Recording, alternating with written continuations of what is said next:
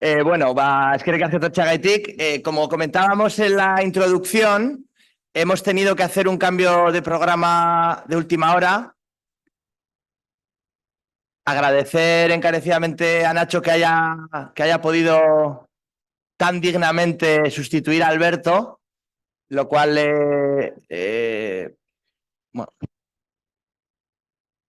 como pueden comprobar, en una reunión de urgencia del comité organizador hemos decidido cambiar el formato de la sala, aprovechando lo de los círculos estilo círculo de empresarios, de estos café desayunos, que Nacho seguro que ha estado en varios ya, en el que nadie bebe café ni toma croissants, pero están ahí todos en mesas redondas. Hemos dudado, lo dejamos así y he dicho, no, vamos a ir a las viejas tradiciones asamblearias y nos vamos a poner en U. Y entonces Mayalen de Economistas y Fuerzas ha dicho, no vamos a caber en una U. Y yo estaba todo emocionado con la U, y la veía todo pegada hasta atrás, y ha dicho, no, John, tiene que ser W. Si no es W no cabe, al final es hasta triple U. Pero bueno, agradeceros a todas y a todos. Ya empezamos, no hemos empezado exactamente a la puntualidad que hemos dicho, pero bueno, vamos a hacer exactamente una sesión corta, ¿no? Entonces, yo no me voy a extender, simplemente agradecer, como decía hace 3 minutos a Nacho, haber podido tan dignamente, ¿no?, sustituir la ausencia de Alberto, que por un imprevisto no ha podido venir. A él también le da mucha pena no venir aquí, ¿no? Lo comentábamos ahora con Nacho, que en la época que desde más o menos 2002-2004 hasta 2012, una coordinación estable, ¿no?, de estudiantes por una economía crítica bastante consistente, ¿no? Toda una generación de militantes que luego hemos acabado cada cual en su casa y en diferentes lugares, ¿no? Hay gente que luego ha sido secretaria de Estado o ministra, pero hay gente que trabaja en centros de atención a la dependencia, otra gente que está en el mundo de los sindicatos, ¿no? Otra gente que ha ido a otros ámbitos, ¿no? Pero es bastante amplio y por tanto, tanto Alberto como Nacho cristalizan o representan de forma más notable y visible, ¿no?, todo un trabajo que se hizo de forma bastante perseverante, ¿no?, en aquella época, ¿no? Alberto Garzón también en su momento fue la primera persona que tuvo acceso a al cargo de diputado en aquella red, ¿no?, que al principio era un poco difusa y poco notoria, pero que poco a poco fue ganando cohesión interna, y hasta en 9 ciudades de España y sus alrededores más inmediatos pues estuvimos coordinadas en lo que fue eso, ¿no? Estudiantes por una economía crítica. La chica de Estudiantes por una economía crítica, Lara, no sé dónde estás, Lara.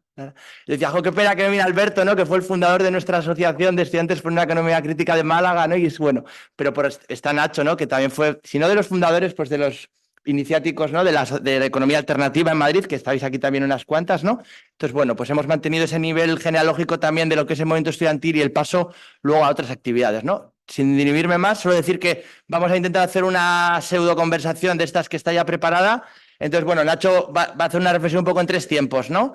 Por un lado, desde lo que sería el movimiento de economía crítica más originario, sin ir a la arqueología del movimiento de estudiantes por una economía crítica, pero de los debates de política económica que se dieron, sobre todo en el 15M y en el post-15M, ¿no?, en torno a qué queremos hacer y qué queremos conseguir.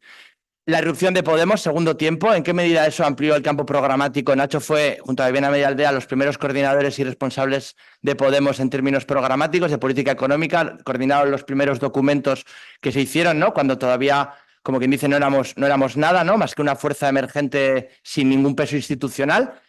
Nacho tiene una larga trayectoria, haría falta 5 horas para que nos contase todo en detalle, pero luego sí que en un tercer momento hará una reflexión como de un tercer tiempo de lo que sería el acceso al gobierno, ¿no? O sea, ¿qué quedó de aquello todo que queríamos saltar los cielos? Y bueno, pues conseguimos bastantes cosas que en cierta forma han cambiado la política económica en España, ¿no? Evidentemente no tanto como a los motivados y a las motivadas nos hubiese gustado, pero sí de forma consistente, ¿no? Y por eso España, y así lo digo yo, que no soy ni español, es la meca de la política de izquierdas socialista o comunista, o de las largas tradiciones socialistas y comunistas a nivel internacional, ¿no? También en políticas feministas y en políticas ecologistas podemos mirar a nivel internacional y pues la política de España es hoy referencia para esas diferentes y convergentes culturas políticas de economía crítica.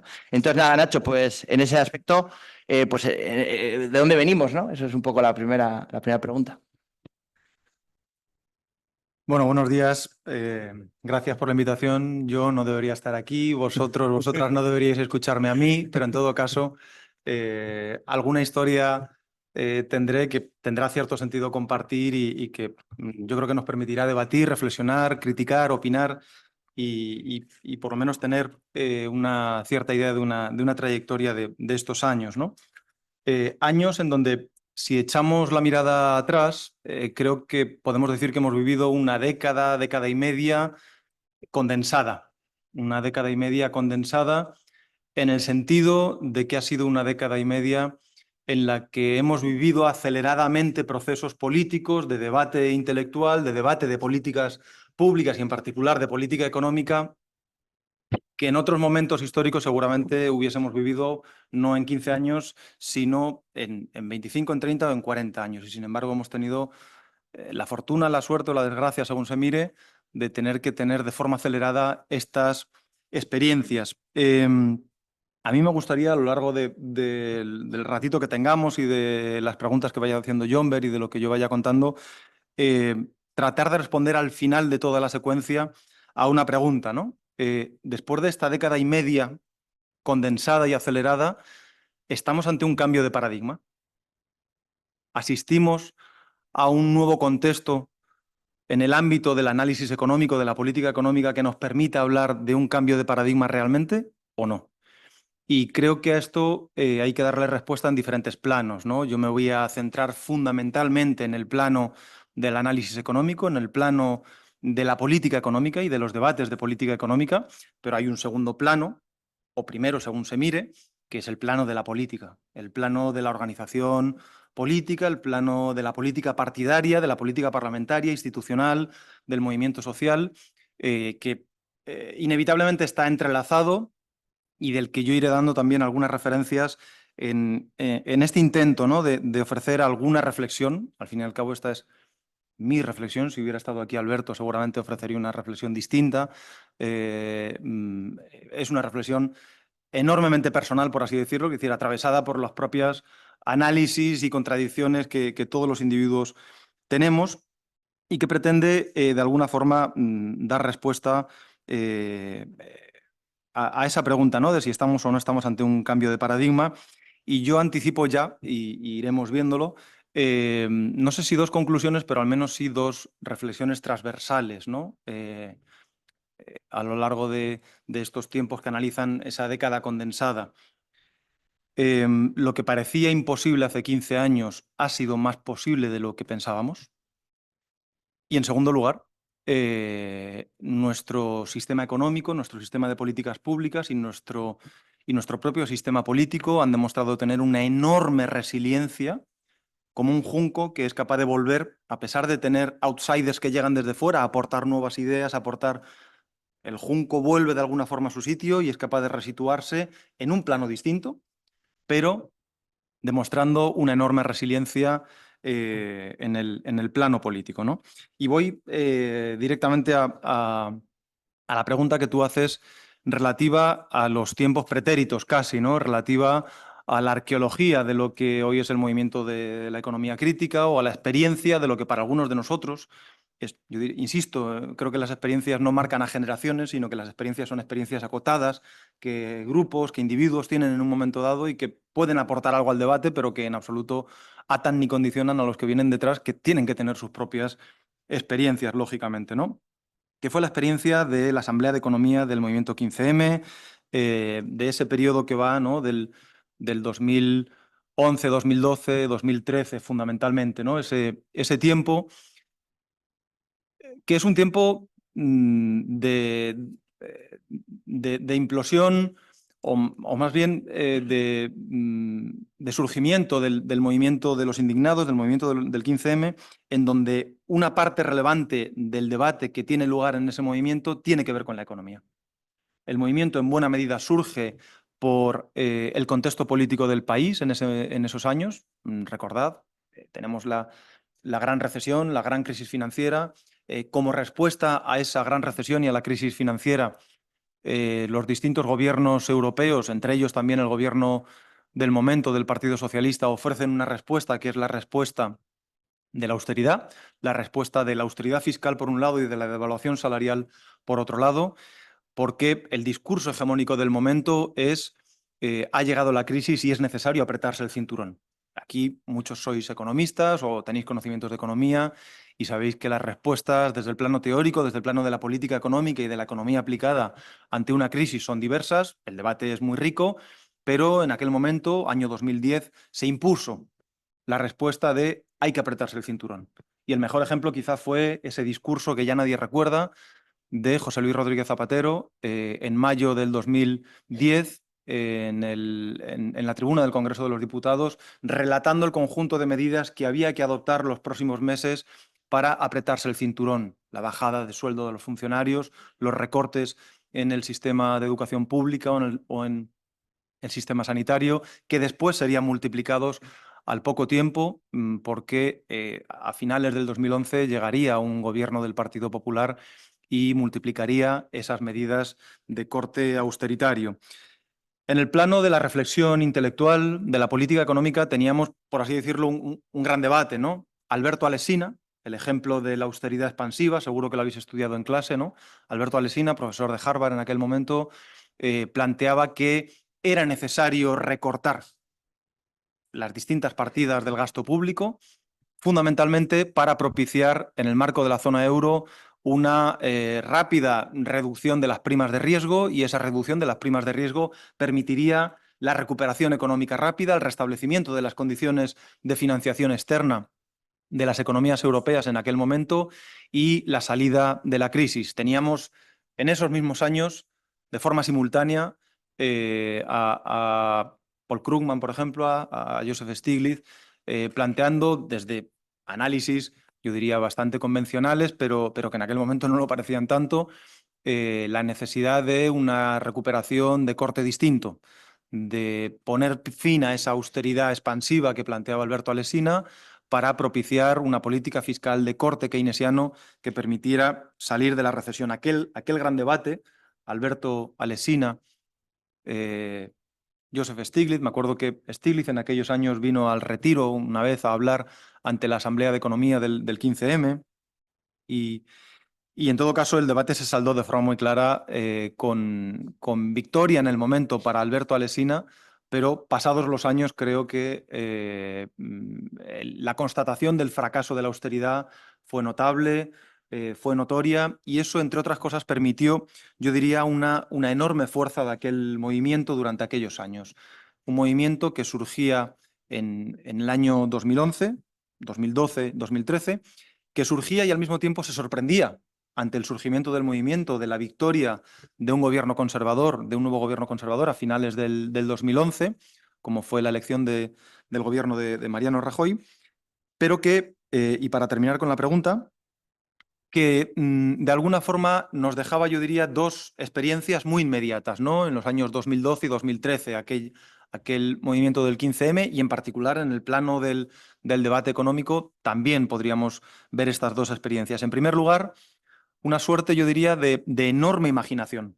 Creo que si algo nos enseñó el movimiento del 15M a quienes ya teníamos experiencia de años previos en el plano político, en el plano de los movimientos sociales o del debate económico y académico, fue que en realidad habíamos hecho las cosas bastante mal y que venía un movimiento con una enorme inteligencia y sobre todo con una enorme imaginación. En aquel momento se le comparaba a veces con mayo del 68 y creo que de alguna forma había una comparación que estaba bien hecha, y era la imaginación.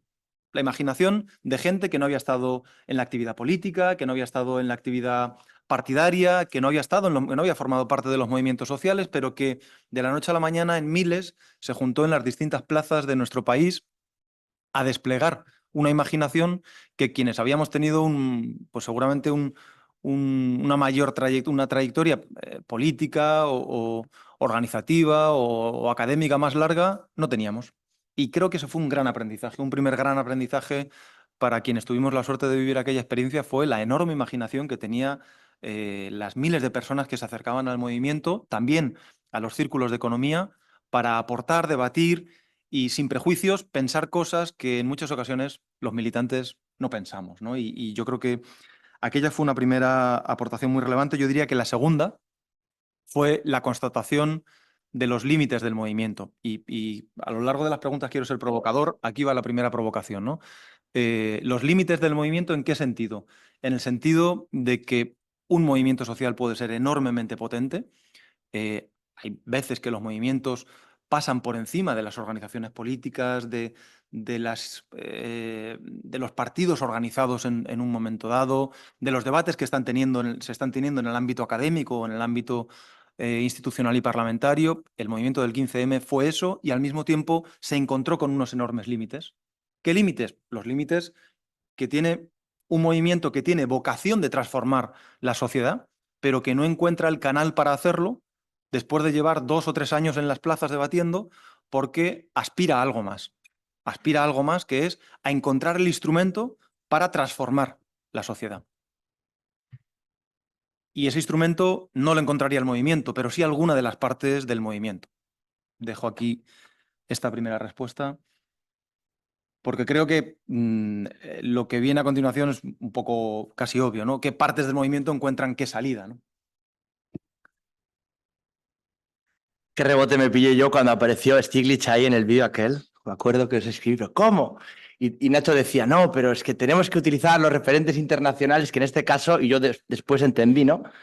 Que Stiglitz, que en la época llamábamos economista converso, sí que nosotros habíamos aprendido a Krugman y a Stiglitz en las facultades como un poco la teoría económica ortodoxa, pero es verdad que habían venido, ¿no? Se habían acercado y es verdad que hubo un basculamiento de posiciones políticas, pero evidentemente por encima de determinadas personas, el movimiento del 15M, no solo en Madrid, ¿no? Madrid se oía más, pero en Bilbao, y Bilbao fue la última acampada que fue desalojada por la policía, que no se autodisolvió a los barrios, que fue la forma de disolverse el movimiento, a mi humilde entender.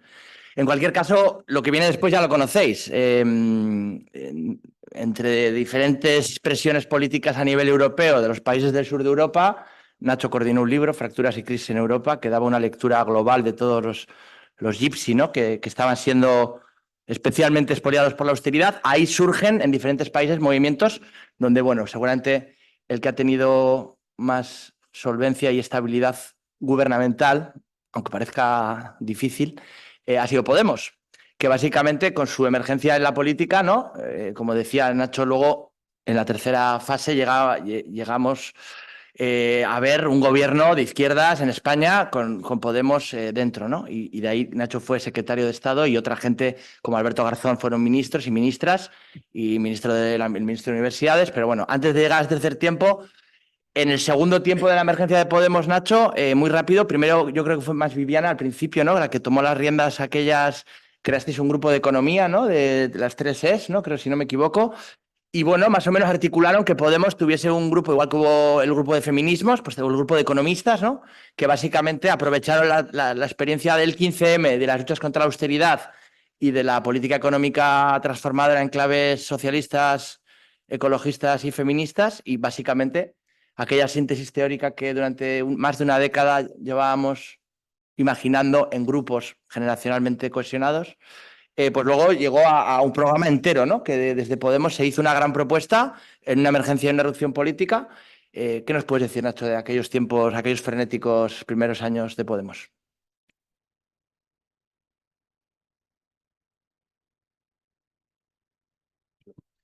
Del año 2013-2014, sobre todo ya, donde, y esto quiero resaltarlo y dejarlo claro, en donde hay una parte del movimiento social y del movimiento del 15M que está frente a los límites que está experimentando el movimiento, planteando una opción que yo creo que era legítima, pero que no era la opción del conjunto del movimiento, y esto es importante resaltarlo, que es el intento de construir una herramienta institucional. No todo el mundo en el 15M lo ve igual. Hay una parte del 15M que considera que, dados los límites a los que se ha visto enfrentado la propia movilización en las plazas, es necesario construir o intentar construir una herramienta política que le dé posibilidad de continuidad al anhelo y a la voluntad de transformación social que tenía el propio movimiento, más allá de intervención puntual en un ámbito o en otro, ¿no? Y esto es el año 2014. La presentación a las elecciones europeas y a partir de ahí, en 2015, la presentación a las elecciones generales. En los dos planos, me referiré más al plano del debate intelectual o del debate de política económica, pero en dos planos, el plano político y el plano de la política económica. En el plano político no tengo mucho que aportar, conocéis la historia. Se produce un desbordamiento de nuestro sistema político, la llegada de un partido outsider al Congreso con 71 diputados, algo inédito, ¿no?, en la historia de nuestra democracia, y al mismo tiempo eso produce un bloqueo en el plano político que durará años. Un bloqueo que surge fundamentalmente del no reconocimiento de las fuerzas políticas previas y muy en particular el Partido Socialista, ¿no? Este no reconocimiento hacia el nuevo actor, hacia Podemos, fundamentalmente es lo que produce después, en el periodo de 2015 a 2018, dos repeticiones electorales y esa continua, si recordaréis, ¿no?, ese continuo planteamiento del Partido Socialista de no dan los números para gobernar, no dan los números para gobernar. En realidad es una forma de excusa ante lo que era un no reconocimiento de dos actores que tenían un peso político relevante, que podían haber estado gobernando ya juntos desde 2015, pero que no se produce dado ese no reconocimiento, yo diría a veces casi mutuo, ¿no?, entre un actor y otro. Claro, todo esto trufado, hoy lo sabemos mejor, de episodios de espionaje masivo, etcétera, etcétera, etcétera. Pero al margen del plano político, creo que sí que es importante que ya en ese momento se empiezan a dar en sede parlamentaria debates de política económica que no se habían dado hasta el momento, que no se habían producido hasta la fecha.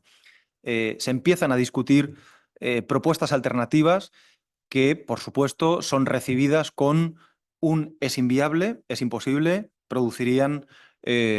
van a producir la ruina del país y en el marco de políticas públicas no tenéis la experiencia como para plantear una alternativa que sea viable y que sea sensata. Y pondré algunos ejemplos.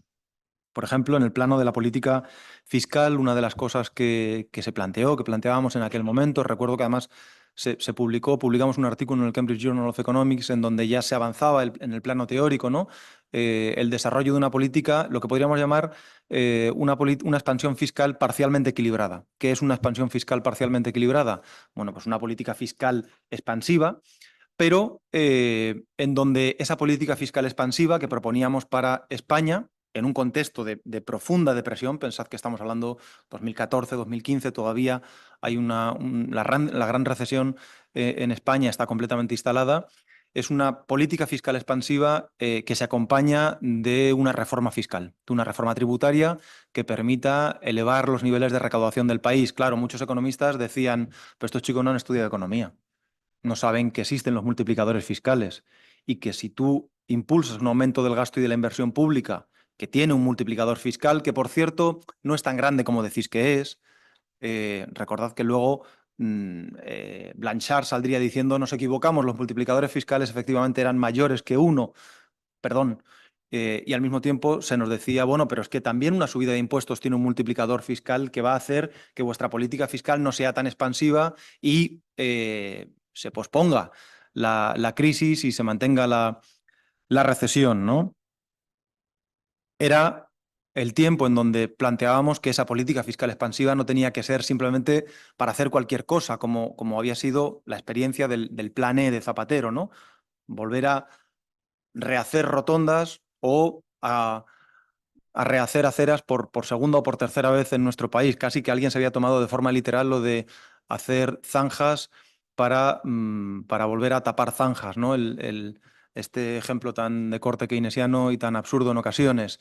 No, planteábamos que una política fiscal expansiva se debía de llenar de inversiones que estaban ausentes en nuestro país y que eran fundamentales para empezar a cambiar la estructura productiva del país.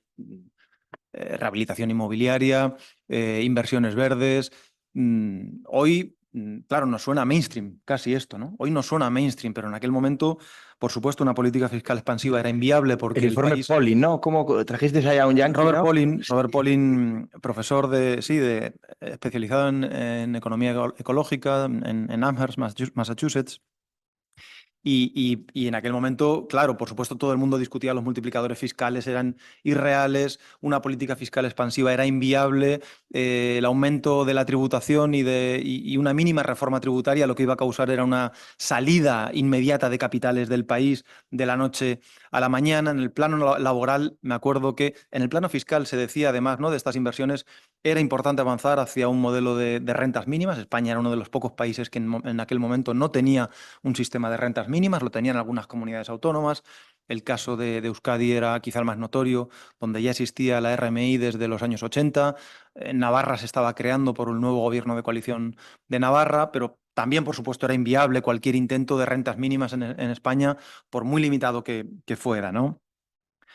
En aquel momento vivíamos años 2014-2015 en el seno de una estrategia de devaluación salarial. No me voy a meter en ella porque la habréis estudiado. La estrategia de devaluación salarial había sido creada con la reforma laboral del 2012 y tenía por objeto impulsar una reducción de los salarios, de los costes laborales unitarios en nuestro país, para propiciar una recuperación en el marco de la zona euro, gracias al tirón de las exportaciones y a una mejora de la competitividad-precio y, por supuesto, claro, una reforma laboral que fuese en sentido contrario, que redujese la temporalidad y que, por lo tanto, incrementase los costes laborales junto con aumentos en el salario mínimo interprofesional, iban a causar una hecatombe en el mercado de trabajo español e iba a suponer una fuerte destrucción de empleo. Por supuesto, cualquier intento de impulsar, recuerdo el debate, y aquí hay gente en la sala que lo recordará, el debate sobre los permisos de paternidad y de maternidad. Por ejemplo, esto iba a volar por los aires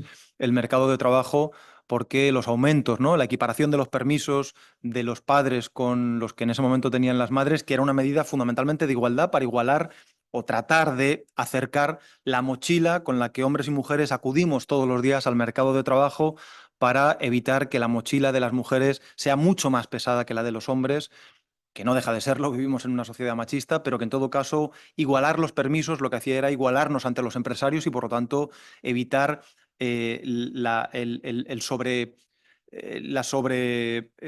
sobrecastigo, por así decirlo, que millones de mujeres tienen o tenían en nuestro mercado de trabajo antes de que estuviesen igualados estos permisos de paternidad y maternidad. Bien, esto también iba a ser un enorme problema laboral, ¿no?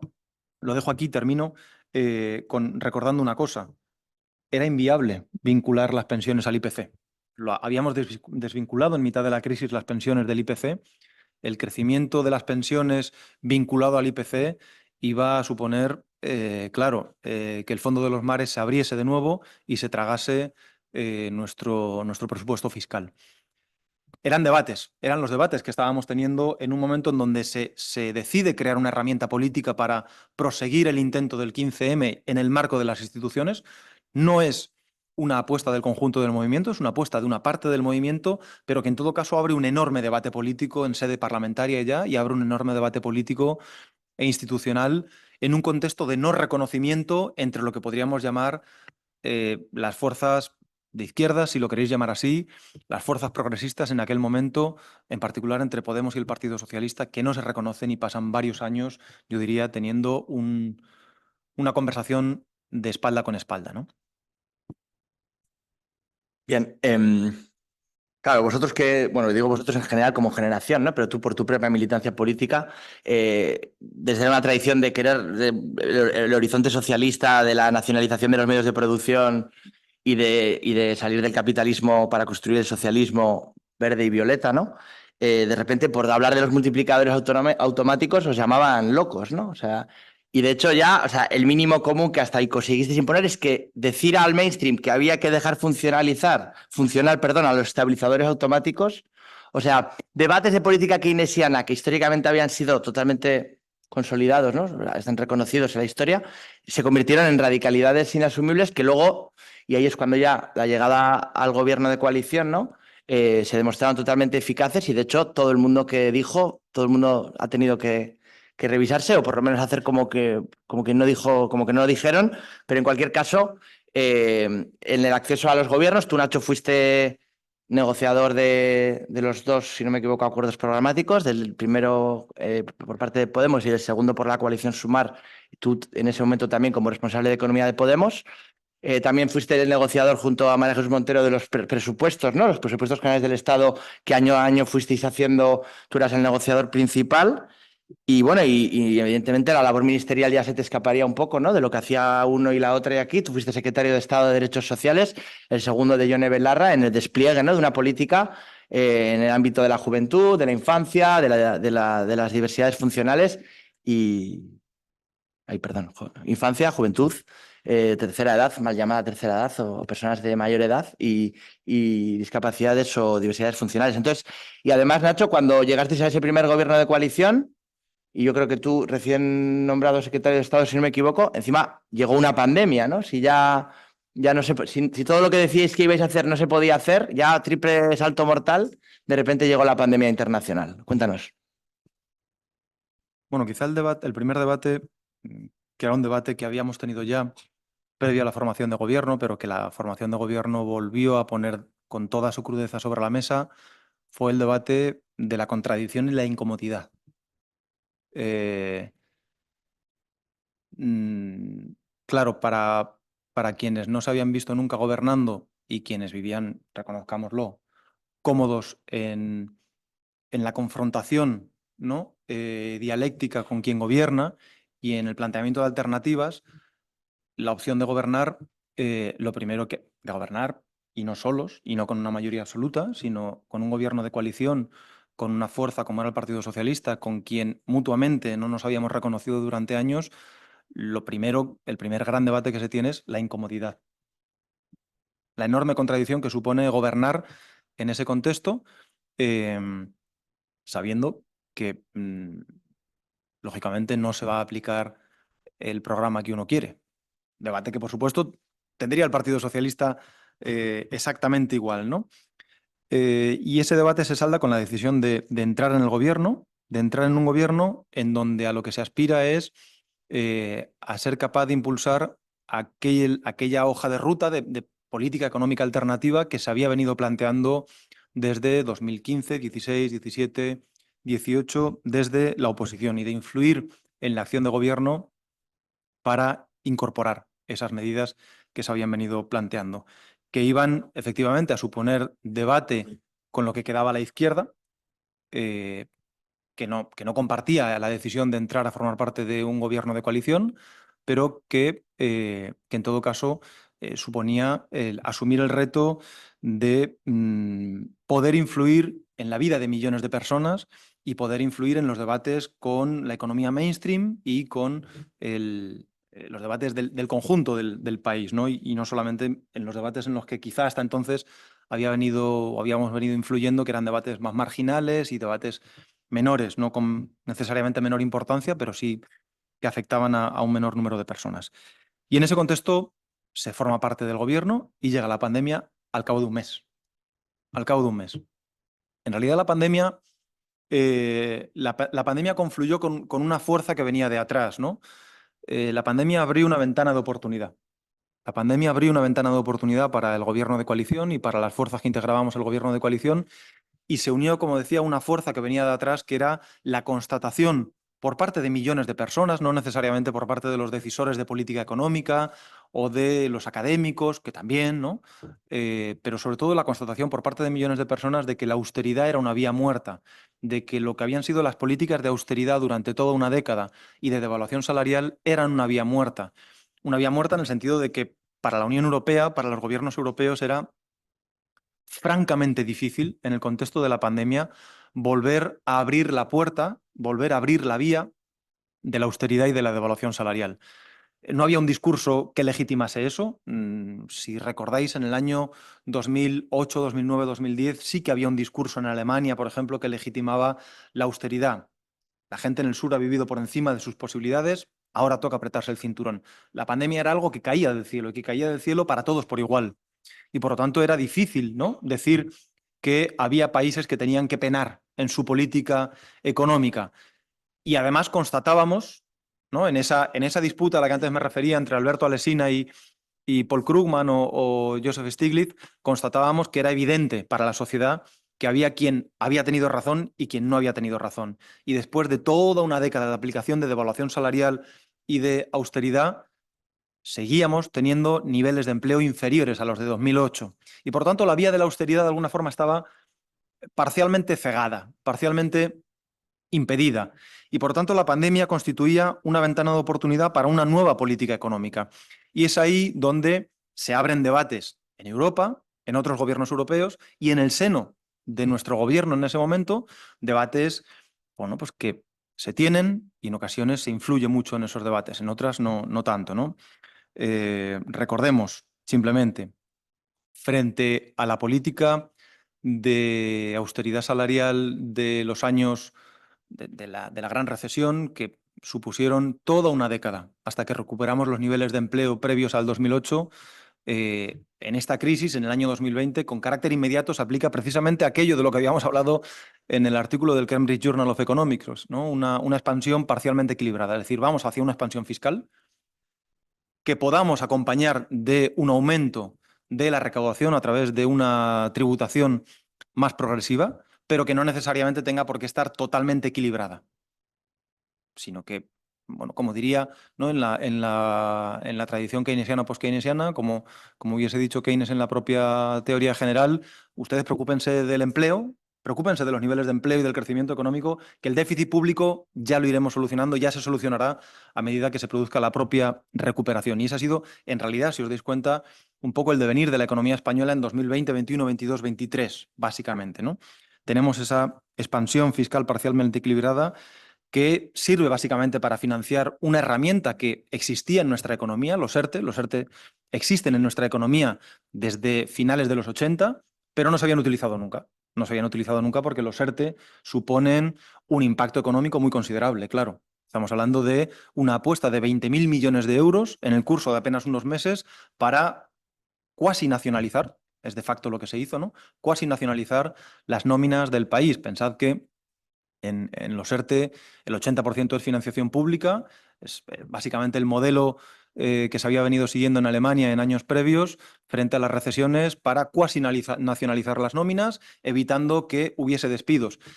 20.000 millones de euros para evitar el despido de millones de personas, que mantuviese congeladas a las plantillas en el contexto de la crisis para, en primer lugar, una vez que se producía la recuperación, que las plantillas estuviesen ya dotadas de personal y, por lo tanto, no hubiese que contratar a personas previamente despedidas, pero sobre todo y fundamentalmente un estabilizador automático que impedía la caída en el momento de la crisis y que facilitaba una recuperación más rápida.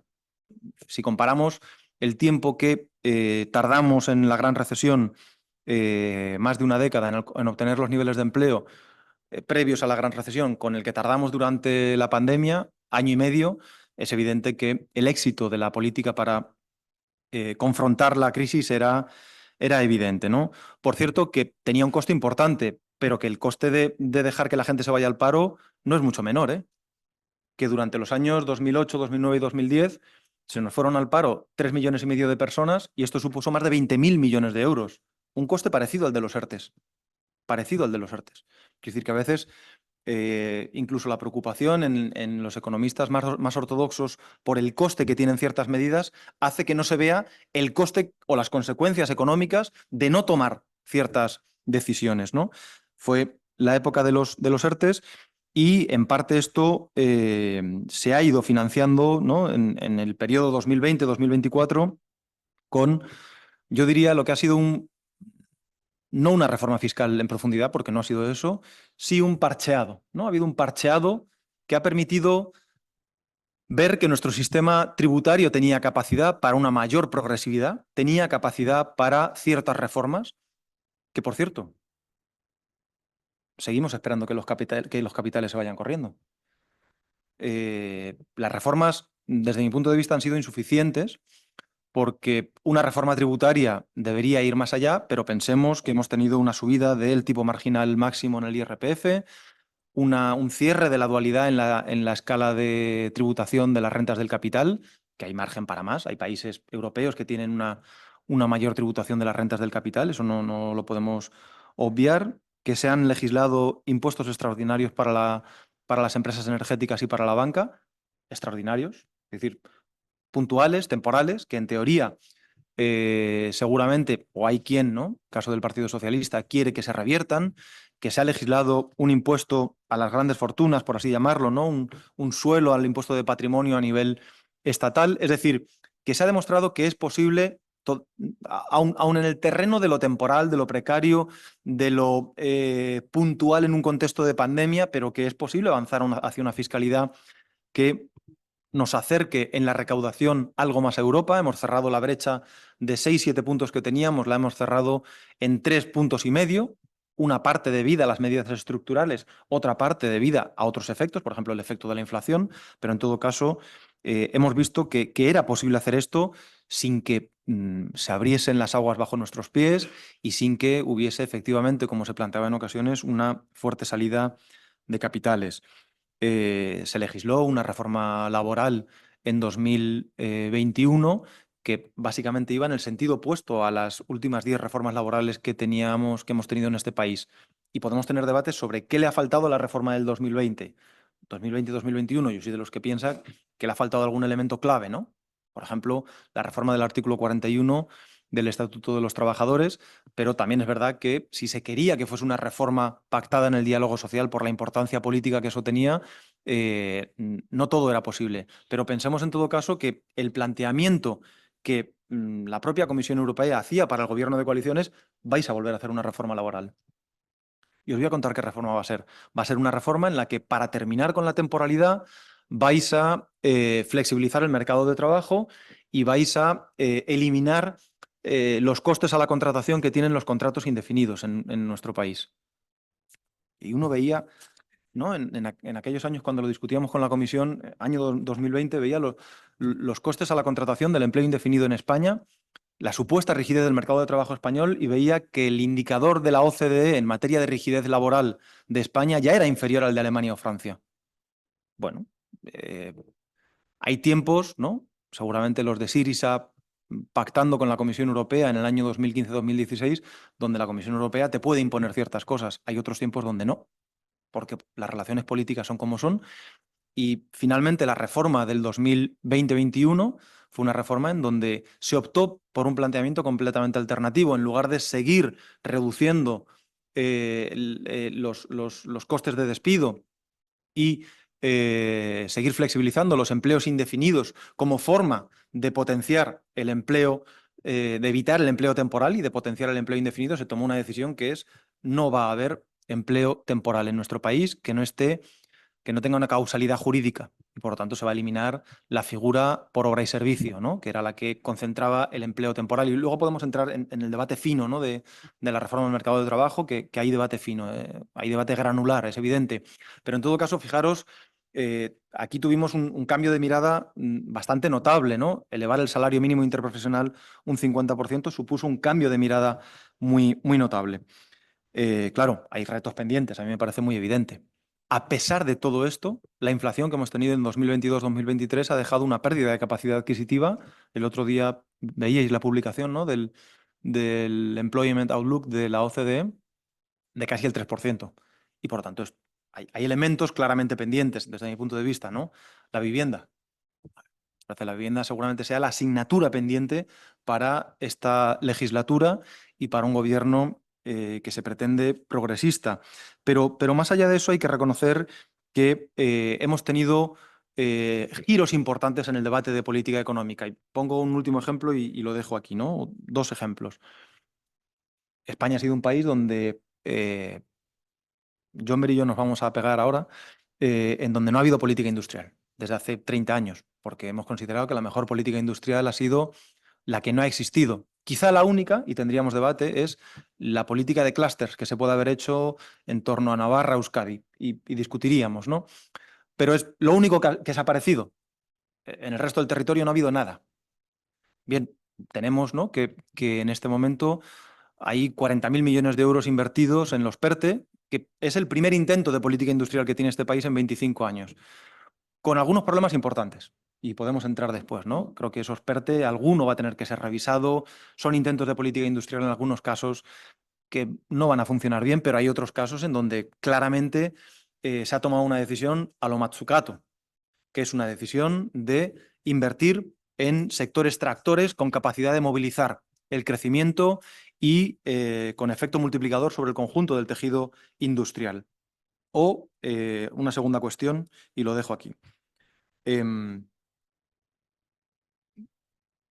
pleno debate en el año 2022 sobre cómo afrontar la inflación que estábamos teniendo, se toma, después de un debate muy intenso dentro del gobierno, como podéis imaginar, una decisión que no es una decisión menor, que rompe con toda la ortodoxia mainstream que habíamos visto en las últimas décadas, que es a la inflación no solamente se le hace frente deprimiendo la economía, con una política monetaria contractiva, con una fuerte subida de tipos de interés. El Banco Central hará eso, pero los orígenes de la inflación no tienen que ver con un exceso de demanda y, por lo tanto, dado que el origen de la inflación viene dado en parte por los cuellos de botella de salida de la pandemia y fundamentalmente por un shock internacional de precios energéticos, tenemos que encontrar elementos de control de precios, de regulación de precios. Claro, hoy estas cosas nos parecen bastante normales. Hace 15 años esto hubiera sido inviable, este debate. Hubiera sido totalmente inviable. Que permitan controlar precios en determinados sectores que están irradiando inflación hacia el conjunto de la economía. El propio Banco de España publicaba en su informe anual del 2023 una estimación en donde constataba que había sido 10 veces más eficaz la política de regulación de precios para controlar la inflación que la propia política monetaria del Banco Central Europeo. Por lo tanto, esto nos dice que hay cosas que han cambiado, ¿no?, en los últimos años de forma muy sustantiva. Primera conclusión, hay cosas que parecía que no se podían y esos debates se han ido cambiando, se han ido transformando. Es decir, hay debates intelectuales, académicos, que los economistas, que las economistas tenemos la responsabilidad de dar porque transforman la vida de millones de personas, aunque sea en el plano de lo pequeño, que siempre es importante. No sé, pensemos, no sé, yo no soy tan mayor, mi hijo no es tan mayor, yo no he tenido los permisos de paternidad y de maternidad de los que hoy disfruta mucha gente. Yo no los he tenido. Y 2 años después de nacer mi hijo pequeño, todo el mundo disfrutaba de esos permisos, ¿no? Bueno, no es el socialismo en la tierra, pero cambia la vida de alguna gente en algún momento dado. Segunda conclusión que anticipaba al principio, nuestro sistema político tiene y ha demostrado tener una enorme resiliencia como un junco capaz de interiorizar elementos que fuerzas outsider han puesto sobre la mesa y que se han integrado, pero dentro de un orden, ¿no? Vale, Nacho, es que ricasco. Quizá Los hijos, perdón. una última apreciación para responder a la pregunta con la que abríamos, ¿no? ¿Y en qué punto nos encontramos? Es decir, abríamos el debate diciendo, pero entonces, ¿estamos ante un cambio de paradigma o no? Bueno, pues mi hipótesis es casi la del típico académico, ¿no? Sí, pero no, no, pero sí. Yo diría que estamos en una suerte de interregno, Un interregno es un periodo donde no hay rey, donde está por ver cómo se dilucida la historia y donde cómo se dilucida la historia depende de la correlación social de fuerzas, de los colectivos sociales, de los movimientos, de las asociaciones, de los debates académicos que los académicos tienen en el terreno de las ideas, de los debates partidarios que las organizaciones políticas tienen en sede parlamentaria o fuera de las instituciones. Si os dais cuenta, creo que en este momento conviven elementos claros de cambio de paradigma con elementos del paradigma económico y de política económica anterior. Hoy nos parece normal que para frenar la inflación tengamos que ir a la regulación, al control de precios. Hace 15 años cualquier economista hubiera dicho que esto era una locura. Hoy sería difícil explicarle a buena parte de la ciudadanía que si llega una enorme crisis a Europa, es imposible mutualizar deuda en Europa para hacer una política fiscal expansiva. Es que esto es imposible, nunca va a pasar. Esta fue la respuesta que se le dio a Varoufakis hace 15 años. Yo recuerdo a un ministro de Finanzas alemán riéndose en la cara de Varoufakis diciendo mutualizar deuda para salvar Grecia. Esto sencillamente no puede pasar, no va a pasar. Bueno, en el curso de los últimos años hemos mutualizado deuda para enfrentar los retos que tienen las economías europeas. Seguramente no sea fácil decirle a millones de europeos, lo veremos, porque el mundo es el que es, que no podemos afrontar los retos y las inversiones que tienen nuestros países en materia de transición energética o de cambio climático porque no tenemos los recursos necesarios, porque hay que cumplir un pacto de estabilidad y crecimiento que nos obliga a cortarnos una mano en materia de inversiones verdes. Pero si acabamos de impulsar un paquete de inversiones en Europa de 180.000 millones de euros gracias a la mutualización de deuda. ¿Cómo que no es posible? Es decir, cuando el coche te ha llevado de tu casa a un sitio y lo vuelves a tener aparcado en casa, que me digan que no funciona, no sé si me lo creo, ¿no? Es decir, que hay elementos de cambio de paradigma claros y al mismo tiempo creo que es muy evidente, hay muchos elementos que nos atan a un viejo paradigma que no terminamos de superar, que agoniza pero no termina de ser superado con relación, no sé, a una enorme cantidad de debates en materia de política económica. ¿No? No hace falta citarlos porque me parece muy evidente, ¿no? Si llevásemos el debate del plano de las ideas o del debate de política económica al plano político más puramente dicho, pues seguramente tendríamos que estar hablando también de que hay un ciclo, el ciclo del movimiento 15M, el ciclo de lo que fue Podemos, que es un ciclo que no sé si concluye, pero que está en un punto claramente de replanteamiento y de reorganización y de repensarse a sí mismo, ¿no? Y por lo tanto, me parece que en ese punto de inflexión es donde están ambos planos, el político y el de la política económica o el del debate de las ideas, ¿no? Y ahora sí lo dejo. Bueno, iba a hacer una buena, pero ya no la hago. Agradecer a Laura Ruiz que me ha dicho que podemos alargarnos un poco más, porque si no, sabéis que antes de ir a comer, que vamos a comer aquí mismo, va a haber una presentación de la encuesta, una encuesta que ha hecho Economistas Sin Fronteras sobre los ODS, pero bueno, vamos a cortar un poco esa sesión que estaba prevista de media hora para tener a unos 20, maximísimo 25 minutos de debate. Os voy a pedir siempre a nivel metódico, vamos a coger una primera ronda de palabras. Os pido que tanto si son preguntas como si son intervenciones reflexivas, como si son críticas, incluso frontales, a lo que desde la mesa se ha expresado, os pediría cierta síntesis, sobre todo al sector masculino de la sala, y en general eso, pues que si no seguís este precepto, os cortaré, nada más.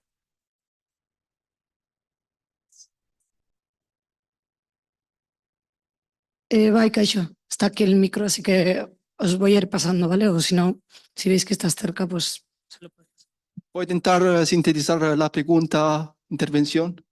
Bueno, me pareció bastante interesante lo que usted dijo, ¿no? Que por cuanto hemos conseguido que la insensatez de la austeridad se haga una idea mainstream, incluso se ha llegado a hacer políticas concretas también en el ámbito europeo, como la mutualización de las deudas, pero especialmente a nivel europeo sigue dominando el mismo paradigma. Por ejemplo, ahora hay la reforma de las reglas fiscales, se está viendo los números y, por ejemplo, el ajuste fiscal que países como Francia e Italia tienen que hacer va a ser mayor incluso del ajuste fiscal que tuvieron que hacer durante el año de la austeridad. España tendrá que hacer mitad del ajuste fiscal que hizo durante la crisis.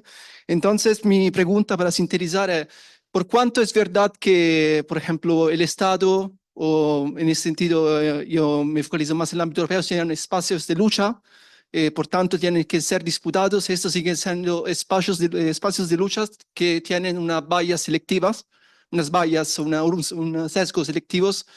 Y a mí me parece que aún en los movimientos de izquierda, especialmente en los países del sur, que son más afectados por estas reglas, falta una teoría sólida, práctica sólida de lo que es la integración europea. Y me parece que sigue siendo hegemonizada de un discurso llave posibilista en que, ok, vamos a ver la medida de lo que es posible, tenemos un cierto límite y lo que vamos a hacer es gestionar esos límites, que claramente se puede, pero nunca falta para mí una estrategia direccionada a cambiar estos límites. No sé si me he explicado bien. Vale. Bueno, quería saber su opinión sobre esto.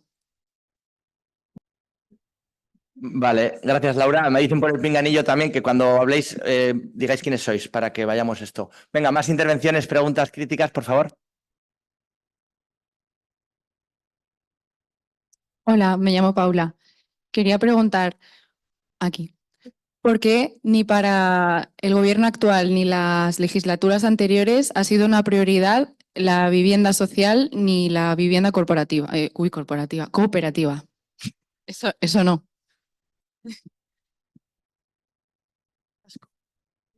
¿Alguien más? Ay.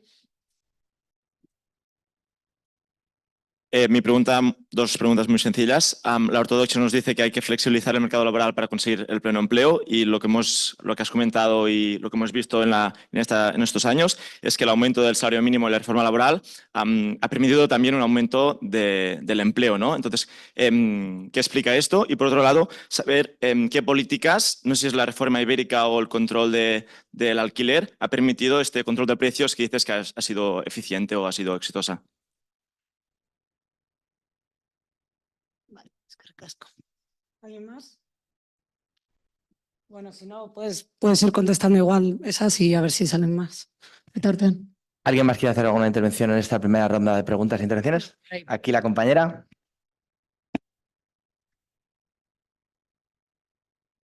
Hola, me pareció muy interesante una cosa que mencionó hace un rato, que fue hablando sobre la austeridad, que una de las cosas como que ayudó a salir sobre todo el mal rato que nos hizo pasar la austeridad fue la imaginación de las personas que no eran tan académicas o que desconocían esta parte. No sé si tienes como alguna respuesta a lo de un por qué pudo haber pasado esto, porque es sinceramente impresionante, ya que durante todo lo que hemos conocido de historia, pues todas las políticas económicas siempre se han encargado como los académicos, y pensar que pueden haber soluciones que estén fuera de esta parte hace pensar que, bueno, que la economía pues está más al alcance de todos, ¿no?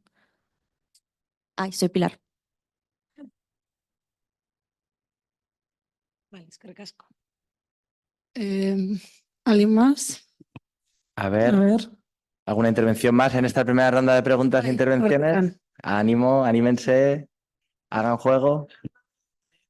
Hola, ¿cómo creen que puede ser por fuera del marco de los bonos verdes mutualizar la deuda con Latinoamérica, ya que los recursos naturales para hacer la transformación energética provienen del sur global y sobre todo de nuestros países? ¿Qué posibilidades tiene ese internacionalismo para mutualizar la deuda con nuestros países?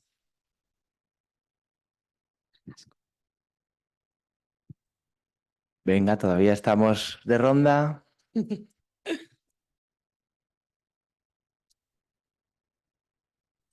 Vale, pues yo te voy a hacer una pregunta de 10 segundos, Nacho. Tú que hiciste tu tesis doctoral sobre Francia, ahora que nos dicen que controlar los precios es imposible, si llega a primer ministro o a primera ministra Clemence Guettet o alguien del nuevo Frente Popular y hace un control exhaustivo de precios en los primeros 10 días de gobierno, ¿servirá eso de ejemplo para España seguir su camino?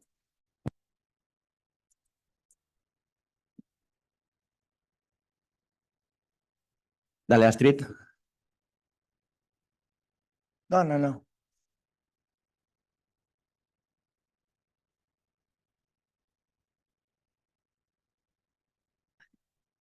Gracias. Muchas gracias, Nacho. Te quería preguntar, porque creo que uno de los elementos también que se empieza a percibir en la política pública es hablar de cuidados, ¿no? Has mencionado los permisos. Quería preguntarte por el sistema integral de cuidados. La necesidad, ¿en qué momento se ve esa necesidad? Gracias.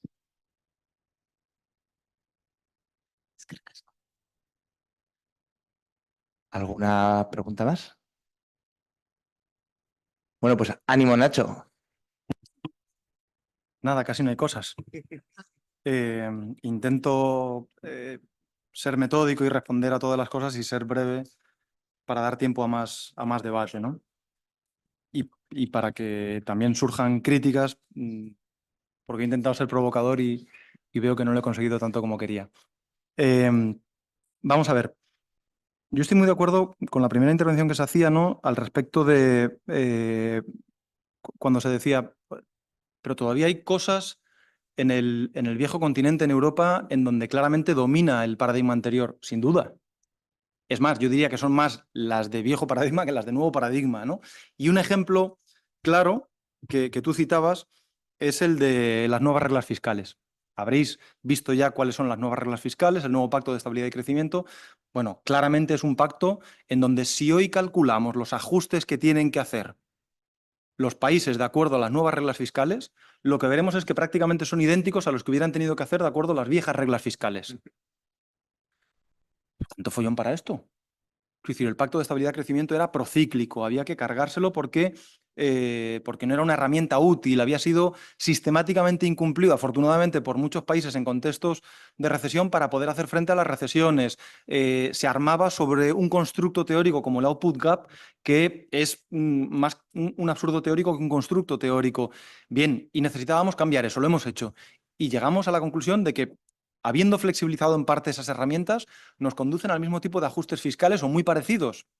Bueno, es un ejemplo de que yo creo que tenemos los economistas muy instalado un cierto tipo de lógica, en este caso el de la consolidación o el ajuste fiscal, que requiere, desde mi punto de vista, más debate y sobre todo que requiere, yo diría, disputar en esos ámbitos. Yo sé que a lo mejor no son los ámbitos habituales de la economía crítica, pero es que son ámbitos que afectan a la vida de millones de personas. Y yo sé que suena a veces un poco peregrino esto de decir, bueno, que el ajuste en una economía como la española se produzca a un ritmo de 0,5 puntos del PIB al año o de 0,8 puntos del PIB al año, a mí me da igual. En realidad esto, bueno, no, pero es que esto al final son 8.000 millones de euros, 10.000, 15.000 millones de euros que afectan a la gente, ¿no? Y por tanto, creo que es uno de los ámbitos de política económica donde claramente es imprescindible disputar el debate académico e intelectual, y pondré un ejemplo.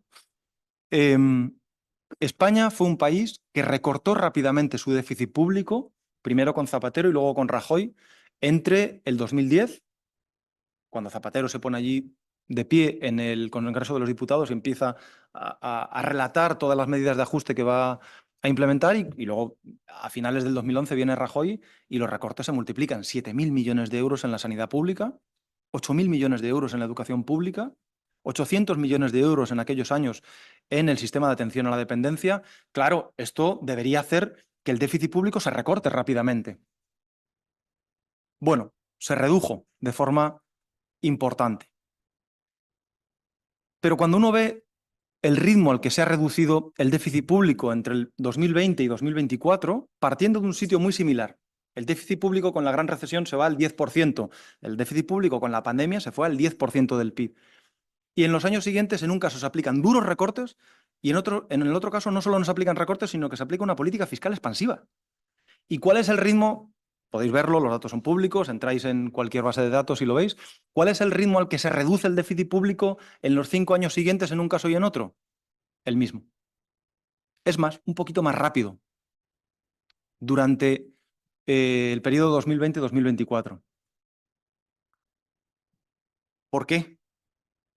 No seré yo quien acuñe la frase de otro ajuste es posible, pero si uno quiere entender un poco qué está pasando, debería entender la macro suficientemente mínima como para ser consciente de que efectivamente el crecimiento económico impulsado por una política fiscal expansiva puede absorber el déficit público, que, recuerdo, lo medimos con relación al PIB. En economía los números absolutos nunca nos sirven de nada, y que ha permitido que el ritmo de crecimiento fruto de una política fiscal expansiva tipo keynesiano durante el 2020-2024 nos permita ir hacia una consolidación fiscal acompañada de una cierta mejora en los ingresos de las administraciones públicas, fruto de ese parcheado fiscal tributario del que antes hablábamos, que no tiene nada que ver con el tipo de consolidación fiscal que tuvimos en 2011, 12, 13.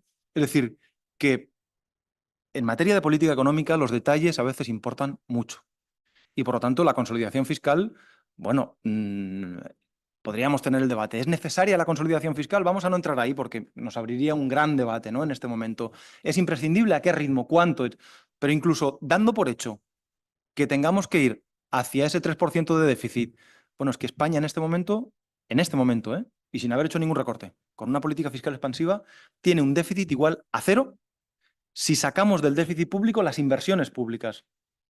Es decir, si sacamos, ¿no?, el rubro de inversiones públicas, el déficit ya está equilibrado. Esto también importa. Y esto también importa, lo digo, para dar esos debates, ¿no?, relativos a la necesidad de transformar el Pacto de Estabilidad y Crecimiento y las nuevas normas fiscales. Una de las cosas que se planteaban, por ejemplo, tú decías, falta una estrategia en materia del debate de las normas fiscales en Europa. Yo estoy de acuerdo. Hemos creado una mutualización de la deuda temporal para afrontar la pandemia, pero podría ser un instrumento permanente que crease una capacidad fiscal permanente, una capacidad central. El presupuesto federal de los Estados Unidos. Estados Unidos es un país porque tiene un presupuesto federal. El presupuesto federal de Europa es el que es, el 1% del PIB europeo.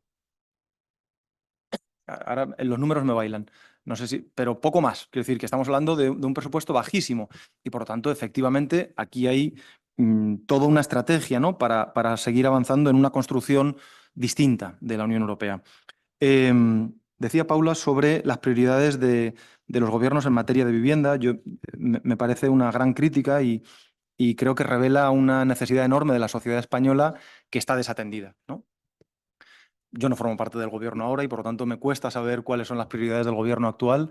Me consta que para una parte del gobierno es importante, seguramente para toda la parte del para todo el gobierno es muy importante el tema de vivienda, pero cada uno tiene sus mochilas y carga como con las mochilas que carga. Sí sé que en la legislatura pasada los dos partidos del gobierno de coalición tuvimos un enorme debate sobre vivienda, enorme, que se sustanció en una ley de vivienda que tiene las particularidades que tiene. Combinó dos instrumentos, uno defendido por el socio menor y otro defendido por el socio mayor. El socio mayor planteaba, necesitamos instrumentos fiscales para reducir el precio de la vivienda. Es decir, el Partido Socialista en la legislatura anterior básicamente planteó el modelo portugués. Si creamos incentivos fiscales, si eliminamos los impuestos de las personas que tienen pisos alquilándose, si reducen el precio del alquiler, se va a reducir el precio del alquiler, ¿no? Este fue el instrumento por el que apostó el gobierno portugués en su momento y el Partido Socialista en la legislatura pasada. Aquella persona que alquile un piso más barato de lo que estaba en el último contrato tendrá una exención fiscal del 90%. Yo tengo mis dudas de este mecanismo. Portugal nos demuestra que no ha sido quizá el más eficaz, pero es un mecanismo que está ahí. El socio menor de la coalición planteó, es necesario ir hacia una regulación de precios, el modelo alemán. Es necesario establecer lo que se llama el freno de los precios, ¿no? En un momento dado, cuando se declare una zona tensionada, tiene que haber un control de precios que impida, ¿no?, el crecimiento de los precios del alquiler. ¿Ambos mecanismos conjuntamente pueden funcionar? A mí me gustaría verlo, sinceramente. Yo creo que puede funcionar. Es el modelo portugués y el modelo alemán en el mismo modelo, en la misma ley. Pero claro, esa ley tiene un problema o una realidad, que es la realidad constitucional española, que para que se aplique una comunidad autónoma tiene que declarar la zona tensionada. Y si no hay una comunidad que declare zona tensionada, no se va a aplicar. El gobierno podría haber dado un pasito más allá y haber dicho la zona tensionada la declara el gobierno y vamos al constitucional. Bueno, es evidente que en el constitucional el gobierno lo pierde porque este país es un país plurinacional, es un país que tiene el reparto competencial que tiene y que es una competencia autonómica. Y por lo tanto vamos a ver si hay alguna comunidad autónoma, Cataluña ya ha dicho que lo va a aplicar, que va a declarar zonas tensionadas, vamos a ver el efecto que este mecanismo portugués alemán, ¿no?, de modelo de control de precios y de incentivos fiscales puede llegar a tener allá donde se declaren zonas tensionadas, pero dudo mucho que se vayan a declarar muchas zonas tensionadas. ¿Por qué una subida del salario mínimo, una reforma laboral que aumenta indirectamente los salarios, ¿no? Al hacer indefinidos a la mayor parte de los temporales, estamos elevando de forma indirecta los salarios, hay un mayor coste salarial en ese tipo de contratación. ¿Por qué esto puede aumentar el empleo y no reducirlo? Soy sintético. Si os preocupa más, ya os pasaré más información, ¿no? Lo que se ha venido a llamar el modelo Badur y Marglin, ¿no? Badur y Marglin fueron dos economistas de corte post-keynesiano que beben tanto de Keynes como de Marx y que formulan un modelo que es bastante evidente y bastante intuitivo a cualquiera que hayáis estudiado economía. ¿Los salarios qué son? Los salarios son dos cosas, simultáneamente. El salario es coste para las empresas, inevitablemente.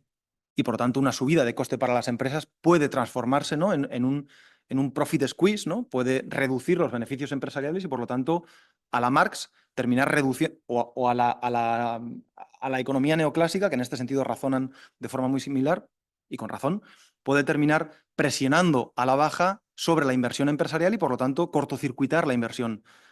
Razonemos a la Keynes. Un incremento del salario no solo es un incremento de costes para las empresas, es un incremento de la demanda agregada para el conjunto de la economía. Y por lo tanto un aumento de la demanda agregada para el conjunto de la economía es un aumento de la demanda para muchos empresarios. Claro, un aumento del salario son las dos cosas a la vez, inevitablemente. ¿Y qué factor tiene más capacidad de influir sobre la economía? ¿El factor de coste sobre las empresas y de compresión de los beneficios y, por lo tanto, de compresión de la inversión? ¿O el factor de aumento de la demanda agregada y, por lo tanto, de impulso de la inversión empresarial gracias a ese aumento de la demanda agregada? Esta es una cuestión empírica, se dilucida en el plano empírico. Ha habido mucha investigación, ¿no?, con los modelos Badur y Marglin, tratando de ver qué pesaba más. En general, las grandes economías europeas hemos visto que el modelo, ¿no?, de la demanda, el impulso del salario sobre la demanda, tiende a tener un mayor peso y, por lo tanto, compensa lo que sucede con la inversión y, por eso, aumentos salariales o cambios en la distribución de la renta a favor del factor trabajo pueden impulsar el crecimiento económico. Es decir, puede haber un elemento de impulso de la demanda que además sea progresivo en términos de distribución de la renta. Hay otras economías donde esto no lo vemos. Parece que en el caso de España, en los últimos años, sí que lo hemos visto. Y con relación al control de precios, fundamentalmente han sido dos cosas. La excepción ibérica. La excepción ibérica supuso un tope al gas que, aunque luego había que compensar, lo podemos ver si luego alguien tiene duda, ¿no?, pero aunque había que compensar a las empresas gasísticas, pero ese tope al gas permitía un ahorro que ha facilitado básicamente que no se irradie el crecimiento de precios hacia el conjunto de la estructura de precios de la economía. Y esto es lo que ha permitido que en España, antes que en otros países, luego otros países han seguido, se redujera la inflación acompañado de otros controles más puntuales. Pensemos, por ejemplo, se ha reducido el IVA en algunos productos, que ha tenido un impacto también como elemento regulador de precios en algunos sectores, ¿no? Y termino muy rápido para que haya más tiempo. Mutualizar la deuda con América Latina me parece que abre un debate enormemente importante, que es el de los bienes públicos globales. Es que hay bienes públicos que son globales, que son de todos. Afrontar una reducción global de las emisiones o afrontar una reducción de las emisiones no es posible hacerlo si globalmente no se afronta de forma conjunta. Porque que dejemos de emitir en Francia o en Alemania, si en España lo seguimos haciendo, o viceversa, no tiene mucho sentido. ¿Cómo financiar eso? Es el gran debate. Políticamente, ¿cómo de viable es? A mí me parece que en este momento es difícilmente viable una mutualización de deuda a escala global, pero ese debate yo creo que lo veremos con más intensidad seguramente dentro de algunos años. Y termino, me es imposible entrar en la cuestión de Francia, Jonber, porque creo que cada experiencia es cada experiencia y seguramente la experiencia francesa será una experiencia, ¿no?, de la que también nosotros tengamos mucho que aprender. Cada experiencia viene dada, ¿no?, por eso que hablábamos de la entrada de millones de personas que habitualmente no forman parte del día a día de la política o del debate intelectual en un momento dado en la política, y es ahí cuando surge la imaginación.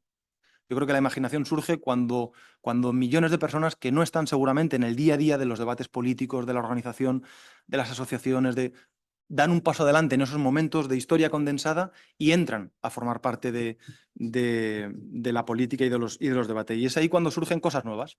Astrid mencionaba una que no formaba parte de las agendas políticas hace 10 años, que es toda la agenda de cuidados que el movimiento feminista, seguramente el único movimiento social potente que en este momento hay en el país, ¿no?, ha puesto sobre la mesa. Y es una agenda que viene de los márgenes de los debates en muchas ocasiones y que hoy ocupa en el centro. Fijaros, en la legislatura pasada, yo diría de forma todavía muy limitada, muy puntual, pero se empezó a hablar ya de un sistema estatal de cuidados, se empezó a hablar de la reforma de los sistemas de cuidados de larga duración, ¿no? Hace 10 años recortamos 700 millones de euros la dependencia, en los 4 años anteriores les hemos metido 4.000 millones de euros al sistema de dependencia. Necesita mucho más, pero ya hay un punto de inflexión, y ese punto de inflexión en buena medida viene de la imaginación de movimientos que son capaces de situar prioridades en el centro de las agendas públicas que sencillamente, por los sesgos que existen, no se habían tenido en cuenta. Nacho y Laura, no me mates, un minuto. Hemos visto mucho al Nacho político, pero yo creo que la pregunta que respondes al final a Astrid, el Nacho ministro o ministrable...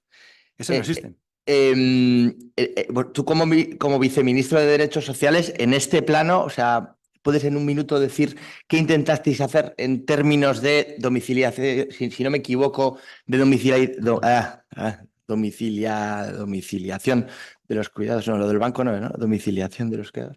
Bueno, en cualquier caso, de reforma del sistema estatal de cuidados y las comunidades autónomas, o sea, ¿qué intentasteis y por dónde va ese camino? Muy rápido, por favor. Sí. Vamos a ver, quizá esta sea una de las guerras más difíciles y más invisibles que se han tenido, ¿no? Que fue el intento de cambio del sistema de atención a la dependencia. Claro, en general, la media de edad que tenéis, ¿no? Hace que sea una parte de nuestro estado del bienestar muy invisible.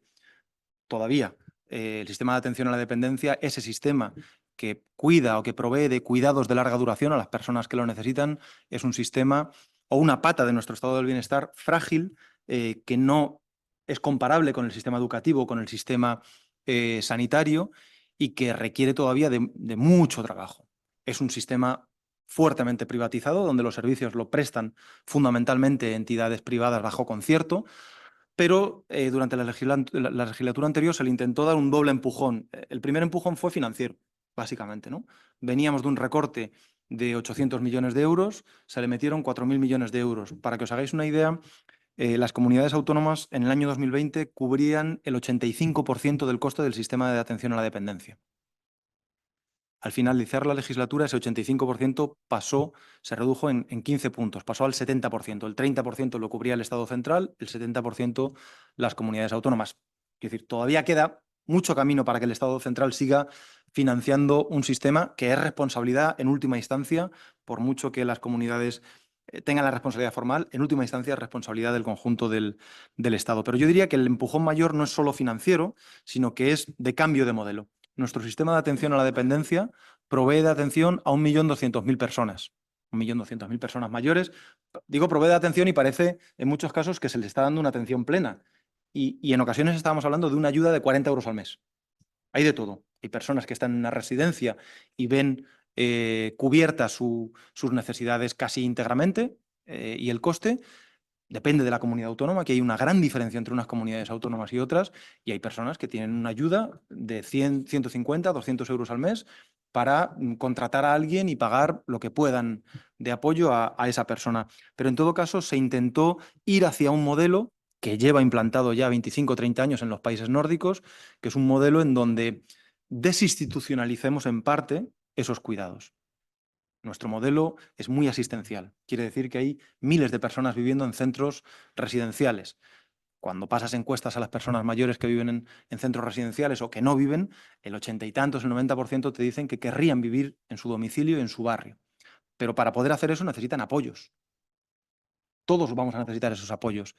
Y esos apoyos es un centro de día. Esos apoyos es proveer de personas de atención domiciliaria a quien lo necesita, con buenas condiciones laborales y no con las condiciones laborales que hoy día tienen en muchos casos. Claro, esto tiene un coste muy importante y aquí lo que vimos fue una reacción muy fuerte de las patronales que hoy día, las patronales, es decir, no he dicho las administraciones, he dicho las patronales, porque en buena medida son patronales, empresas, quienes hoy cubren esa atención, a diferencia del sistema sanitario, del sistema educativo, que tienen un carácter mucho más público, no totalmente, pero mucho más público. No nos pasa esto en la dependencia. Y por lo tanto, yo diría que es uno de los grandes retos de progresión de nuestro estado del bienestar. Hay un primer pilar, la educación, un segundo pilar, la sanidad, un tercer pilar, las pensiones, que tenemos razonablemente bien construido, con fallos, con goteras. Hay un cuarto pilar que está por construir y que necesita mucha más financiación en una sociedad cada vez más longeva y necesita un gran debate con las comunidades autónomas que tienen la responsabilidad formal, con los sectores sociales, porque son empresas, pero también son entidades del tercer sector que prestan estos servicios, para ir hacia un modelo que no sea, porque esto es casi bastante medieval, ¿no? Todo para el pueblo, pero sin el pueblo. Es decir, todo para las personas mayores, pero sin consultar a las personas mayores o dependientes qué tipo de vida quieren tener. Bueno, es que hay muchas que no quieren vivir en una residencia a 40 kilómetros de su antiguo barrio, que quieren vivir en su antiguo barrio, en su antiguo domicilio, y que para eso necesitan una persona que pase a diario, necesitan un apoyo todos los días, necesitan una grúa en su domicilio, y esto requiere de la construcción de ese estado del bienestar y de un conflicto con un sector que se niega a avanzar en esa dirección. Bueno, perdona Laura, ahora vamos a dar por finalizada la sesión. Evidentemente, yo creo que ha habido muchas reflexiones. Al final ha habido poca disputa o poca disrupción. Yo esperaba que alguien dijese, pero no. Pero bueno, en cualquier caso, Nacho, no sé si era Daniel Ben Said que decía aquello de que la política es hacer... Pero esto era todo, entonces. No, está bien, es suficiente. Un poco más sangre hubiese sido mejor, pero no sé si era Ben Said que decía que aquello que la política es hacer posible lo imposible, realizar lo posible y hacer posible lo imposible, bueno, me he liado. No sé ni siquiera si era Ben Said, pero bueno, en cualquier caso agradecer a Nacho Álvarez. Ahora vamos a retrasar un poco la comida, pero poco, 5 o 10 minutos máximo, porque vamos a terminar con una presentación de la encuesta de ODS que ha hecho Economistas Sin Fronteras, que no es solo una encuesta, una encuesta sobre los objetivos del milenio. Entonces, bueno, en ese Laura Ruiz de Economistas Sin Fronteras nos va a hacer la presentación y nada, agradeceros a todos la atención y vuestras preguntas. Bueno, lo primero avisaros que no voy a robaros 10 minutos, sino 15, pero espero que sea algo entretenido y sobre todo que era vital poder escuchar hoy también a Nacho que teníamos aquí, que además ha venido ante nuestra llamada improvisada, ante la baja por accidente que ha tenido Alberto. Bien, os voy a pedir lo primero que vayáis sacando vuestros móviles para que podamos hacer esto de forma ágil, ya que la presentación de esta encuesta, que ahora os explicaré su contexto, queremos hacerla de forma participativa con todas vosotras. Por lo tanto, las personas que tengáis vuestros móviles aquí, por favor, sacadla, porque os pediremos que vayáis contestando con nosotras la encuesta, de forma que se puedan ir proyectando los resultados en esta pantalla y podamos contrastar con los resultados que hemos obtenido al realizar esta encuesta de forma académica o de forma como herramienta de sensibilización a personas de fuera de este curso. Así contrastaremos también un poco qué divergencia hay entre las personas no sensibilizadas que han contestado esta encuesta y las personas que atendéis este curso de verano sobre economía crítica, que podéis tener un poco más de sensibilización al respecto. Bien, mientras sacáis vuestros teléfonos móviles y buscáis en Google Menti, no tenéis que descargar ningún tipo de aplicación ni se va a hacer uso de vuestros datos personales, es simplemente una encuesta a la que podréis acceder introduciendo un código que posteriormente repetiré y que actualmente se está proyectando en la pantalla. Las personas que estáis online también podéis estar respondiendo esta encuesta desde vuestro móvil o desde el propio ordenador. Os voy a hacer unos segundos de contexto de dónde sale esta encuesta. Bien, esta encuesta la realizamos Economistas Sin Fronteras después de observar, por una parte, que no existía apenas, como todas las asociaciones de estudiantes que estáis aquí presentes ya habéis contrastado hoy, que apenas existían ni contenidos, ni enfoques, ni materiales de economía heterodoxa o alternativa en la universidad. Uno de los estudios más recientes que Economistas Sin Fronteras ha realizado al respecto realmente está realizado bajo la coordinación de Astrid Ajenjo Calderón, que está presente hoy como ponente en este curso de verano, y en él ya se evidenciaba, pues lo que estoy comentando es que en la enseñanza universitaria de economía pues había una invisibilización de todos estos contenidos heterodoxos o alternativos. Por otra parte, también hoy tenemos aquí a Jon Berzubiri, que como parte de la Red Vasca de Finanzas Éticas y Alternativas hizo con otro equipo de investigadores una revisión crítica del Manual de Economía de McGraw-Hill que se utiliza para la enseñanza de la economía en secundaria y también arrojaba las mismas conclusiones. Adicionalmente, esta falta de incorporación de contenidos críticos en la enseñanza, tanto universitaria como preuniversitaria de la economía, veíamos que numerosos ayuntamientos, estudios, encuestas arrojaban que la juventud tenía un desconocimiento y una desafección de lo que era la Agenda 2030 o los famosos ODS, que son el marco internacional de referencia para lo que es la política o las directrices de cooperación al desarrollo o de desarrollo sostenible. Es decir, a nivel formal existían múltiples encuestas de si se conocían o no los ODS, pero no abarcaban más que el citar cuáles son esos 17 ODS o cuáles son las metas. En todas las facultades y en todos los institutos existen carteles con el logo de los ODS. En las actualizaciones más recientes de los manuales de McGraw-Hill siempre hay una preguntita sobre conoce los ODS. En las universidades se hacen trabajos sobre ODS, pero eso no deriva en una comprensión, en una aprehensión de lo que es la Agenda 2030, que realmente lo que supone es conocer las causas estructurales de la situación de desigualdad y de vulneración de derechos en la que nos encontramos y visibilizar esas relaciones de interdependencia y de enfoque global local que hay tras la Agenda 2030. Por lo tanto, cuando desde Economistas sin Fronteras decidimos hacer una encuesta sobre el conocimiento de los ODS, principalmente del alumnado de Economía, que es nuestro público objetivo de referencia, quisimos aprovechar para también realizar una sensibilización a la par que se respondía a esta encuesta, es decir, hacer preguntas que al responderlas tuvieran una breve reflexión de la implicación de esa pregunta tanto con los ODS con las cuestiones de invisibilización que el sistema económico subyace. Y además aportar unos pequeños recursos que ya teníamos elaborados en Economistas sin Fronteras para seguir profundizando. Bien, pues esta es la encuesta que hoy os vamos a invitar a realizar con nosotras y a contrastar con los resultados que hemos obtenido cuando la hemos utilizado como herramienta de sensibilización en el aula. Por último, comentaros que las preguntas que hemos elegido no son preguntas académicas ni son preguntas fundamentadas en estudios econométricos, sino que son preguntas que han surgido de los planteamientos que nos realizaba el alumnado a la hora de hacer talleres de sensibilización en el aula. Siempre no podemos obviar que las facultades de economía son mayoritariamente de un pensamiento neoliberal y por lo tanto siempre tenemos actitudes muy reaccionarias a la hora de plantear o de visibilizar las desigualdades existentes tanto entre países como intrapaíses, como entre hombres y mujeres y por lo tanto quisimos aprovechar estas reflexiones que nos realizaba el alumnado en el aula para con ellas construir preguntas.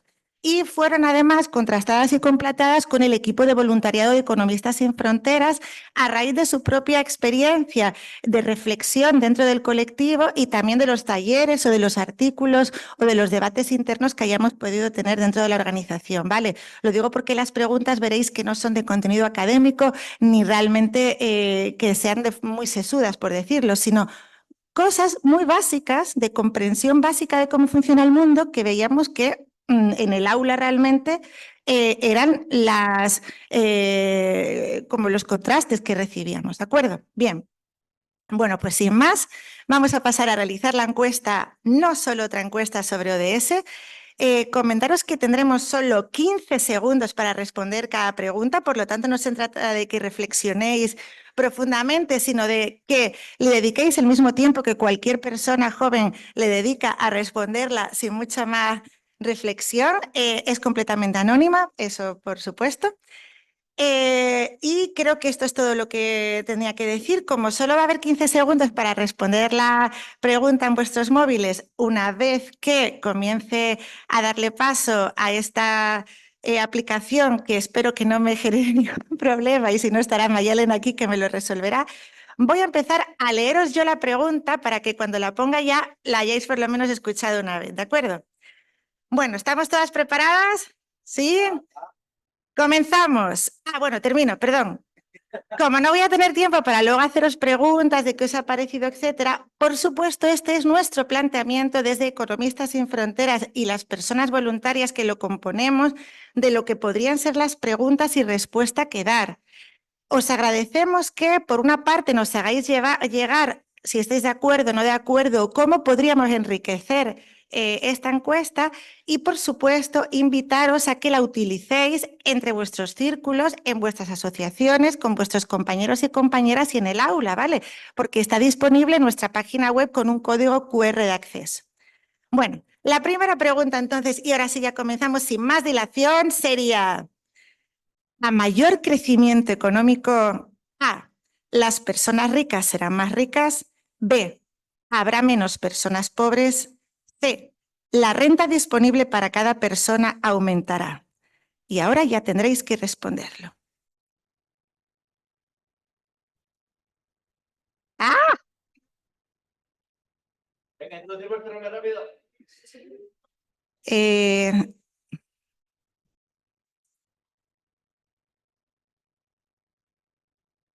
¿Ya os está apareciendo la pantalla? Mayor crecimiento económico. Ah, vale, vale, guay. Mira tu teléfono, dice, venga. Ah, vale, vale, ya lo veo. A mayor crecimiento económico, las personas ricas serán más ricas, habrá menos personas pobres, la renta disponible para cada persona aumentará.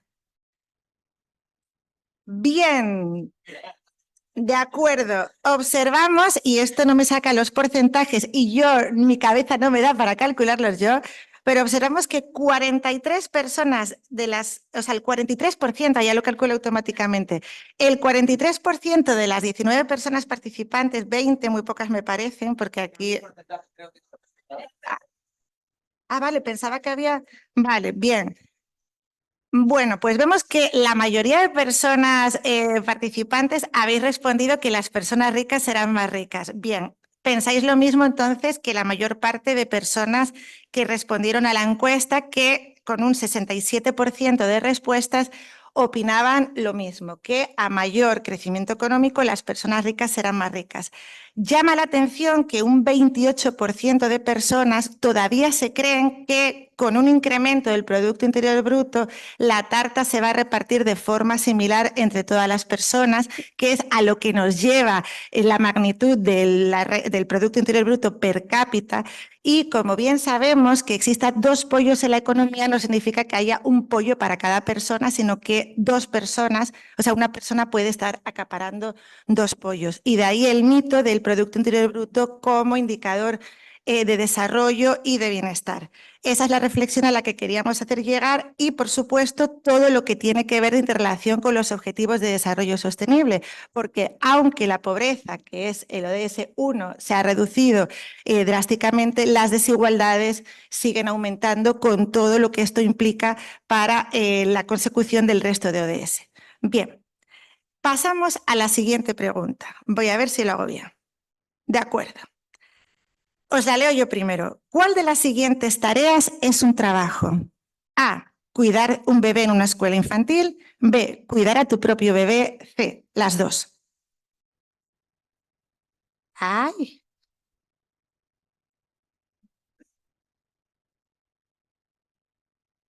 Mira tu teléfono. Bien. Tendréis 15 segundos también.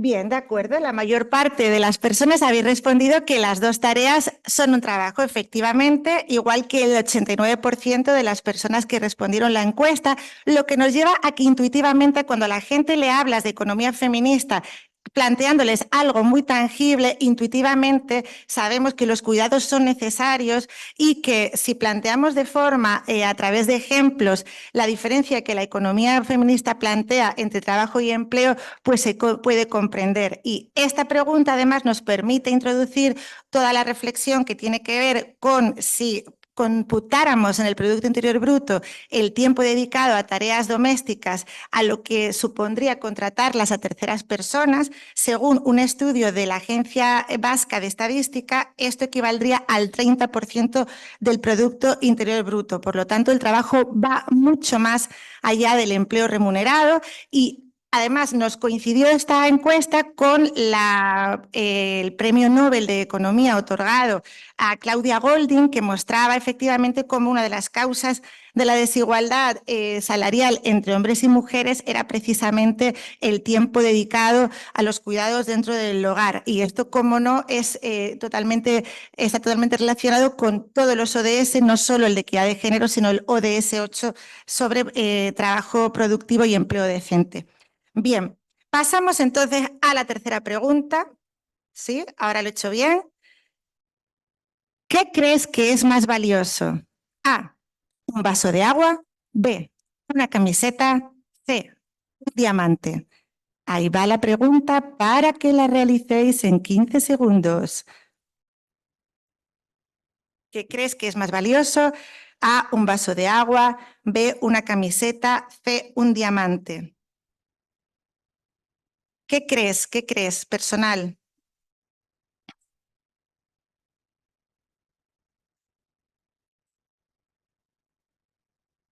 De acuerdo. Esta es la respuesta a la que creíamos que todas las personas ibais a llegar, que es la misma a la que la mayor parte de las personas, un 86% que respondieron a la encuesta, llegaron. Aquí no planteábamos respuestas correctas o no, porque plantea un debate muy interesante sobre lo que es valor. ¿Cuál es el concepto de valor? Evidentemente puede ser el precio de mercado, que no estamos de acuerdo, creo la mayor parte de personas que estamos aquí, pero puede tener que ver pues, el trabajo empleado, los recursos naturales consumidos, la necesidad humana que satisfaga. Entonces, aquí lo que queríamos poner en valor también es que todas las personas intuitivamente, cuando se nos plantea de esta forma directamente, o la mayoría pensamos que lo más valioso para nosotras es un vaso de agua, y sin embargo una camiseta a la que apenas le damos valor, ni vosotras ni las personas que respondieron a la encuesta, consume 2.700 litros de agua para ser producida, por lo que también podemos plantear el valor de las cosas en términos de aquellas otras a las que renunciamos o de las que tenemos que desprendernos y que sí consideramos valiosas para ser obtenidas. Y de esta forma una camiseta sería valiosísima por la cantidad de recursos hídricos que está consumiendo. Y cómo no, todos los impactos que una pregunta, una reflexión de este tipo nos lleva a todo lo que son los aspectos de sostenibilidad y medio ambiente que plantean los Objetivos de Desarrollo Sostenible. Muy bien, seguimos con la cuarta pregunta, solo son 10, o a lo mejor son muchas, pero bueno, vamos rapidito. Me quedan 5 minutos y espero terminar en ellos. Cuarta pregunta, ¿quién dirías que gobierna el mundo globalizado? ¿Las multinacionales, Naciones Unidas, la Unión Europea o Estados Unidos?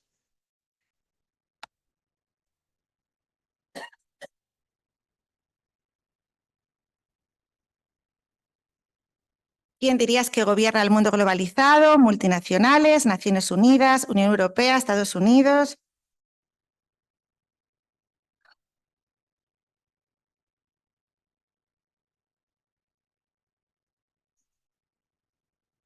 Nuevamente, las personas a las que intuitivamente, sin estar sensibilizadas, se les plantea esta pregunta, responden lo mismo que vosotras. Un 90% respondieron que las multinacionales gobiernan el mundo globalizado, y esto nos sirve para arrojar una reflexión sobre lo que la concentración del poder económico, lo que la oligopolización de la economía supone en la vulneración de derechos humanos y en todas las regulaciones que hay a través del lobby en las políticas que deberían gobernarnos a las personas en un contexto democrático, y cómo al final el impacto del poder empresarial sobre el gobierno del mundo es realmente sobre lo que hay que fijar el foco, y que muchas veces pensamos que la política de ámbito estatal o supraestatal puede conseguir cosas que están completamente obstaculizadas por estas multinacionales. No olvidemos que el valor de las 10 mayores compañías del mundo es superior al Producto Interior Bruto de los 180 países más pequeños del planeta. Por lo tanto, es un juego de poder económico que es difícil de luchar contra él. Muy bien, seguimos con la siguiente pregunta, la pregunta número 5, y no la he dicho anteriormente, pero bueno. ¿Cuáles crees que son los principales impactos de la especulación financiera? Crisis alimentarias, pérdida de empleos, menor acceso a la salud, educación, dependencia, crisis financieras, o todas las anteriores son correctas.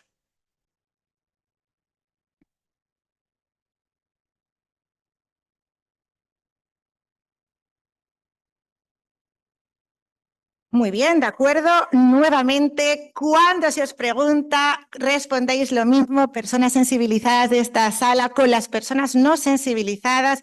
Y es que no somos conscientes y no se habla tan abiertamente de los impactos de la financiarización de la economía en todas las demás cuestiones transversales que queremos trabajar cuando abordamos los objetivos de desarrollo sostenible de forma individual. Estamos hablando de todos los fondos de inversión gestionando residencias de ancianos, estamos hablando de la acaparación de tierras para el cultivo de materias primas, commodities que luego pasan a ser productos financieros, etcétera, etcétera. Por lo tanto, nuevamente vemos que los resultados de la encuesta que realizamos coinciden con los que estáis realizando ahora mismo vosotras y que no se tratan de que sean preguntas difíciles, sino intuitivas para aquellas personas que tienen una predisposición ideológica inicial contraria a todo lo que es las prácticas de economía crítica o heterodoxa.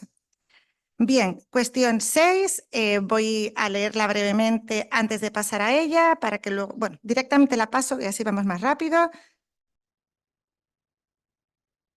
¿Cuáles de las siguientes cuestiones nos define como seres humanos? Individualismo, independencia, siempre tomamos decisiones económicas racionales, buscamos el máximo beneficio personal a través del mínimo esfuerzo o cubrimos nuestras necesidades con productos, servicios, tiempos y afectos.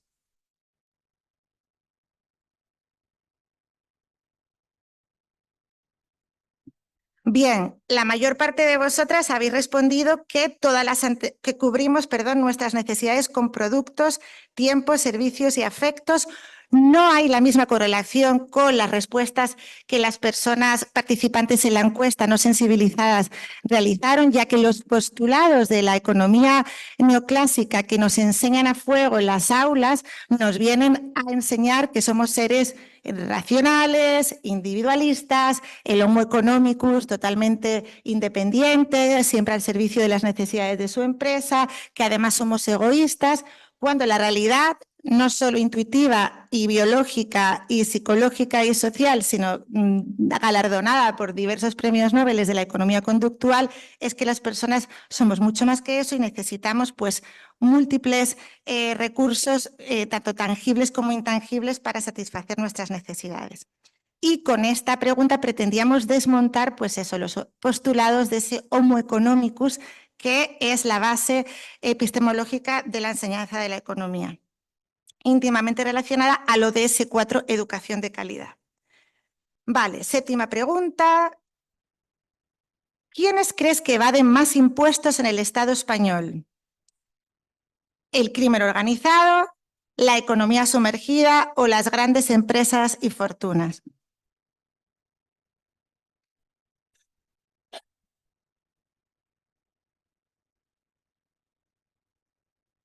Bueno, nuevamente, en este caso también las personas encuestadas respondieron mayoritariamente que las grandes empresas y fortunas. Y repito, son preguntas que una vez que nos las plantean directamente, entre múltiples opciones, todas pensamos lo mismo, tenemos la misma respuesta, pero la importancia es visibilizar cómo cuando nos hablan de los recortes y de que hemos vivido por encima de nuestras posibilidades, para financiar los servicios públicos son fundamentales los ingresos públicos, que provienen fundamentalmente en los estados democráticos del sistema fiscal. Y si ese sistema fiscal está erosionado por las prácticas de evasión y elusión fiscal de las grandes multinacionales, pues entonces no podemos permitir el discurso tradicional de los recortes, etcétera, etcétera, y de vulneración de derechos. Bien, pasamos a la siguiente pregunta, ya casi vamos terminando. Vamos allá, a ver si aparecen vuestros... ¿Cuáles de estos ejemplos crees que son violencia económica? Violencia económica hacia las mujeres, perdón, que creo que aquí no se completó la pregunta. Impedir trabajar fuera del hogar, impago de la pensión alimenticia, tomar unilateralmente decisiones relacionadas con la economía familiar. Todas las anteriores son correctas.